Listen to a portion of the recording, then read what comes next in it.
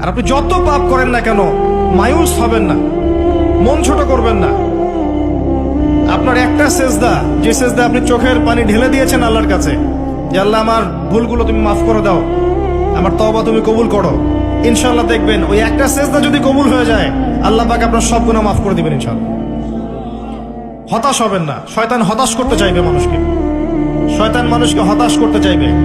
এমনকি আপনার যদি পাহাড়ের পরিমাণ ঋণ থাকে, ওই ঋণ শোধ করার ব্যবস্থা আল্লাহ পাক করে দিবেন ইনশাআল্লাহ তাআলা।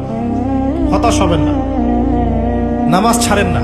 আর আমি একটা কথা বারবার বলেছি, আবারও বলছি যে চলমান যে 3G 4G নামাজগুলো চলছে এগুলো থেকে নিজেকে দূরে রাখবেন। সব এখন ডিজিটাল, নামাজও ডিজিটাল। দেখা যায় যে 5 মিনিটের মধ্যে 4 রাকাত নামাজ শেষ। মাশাআল্লাহ, ইমাম সাহেব যদি 10 মিনিট পড়ায় দেয় তাহলে তো তার চাকরি নট।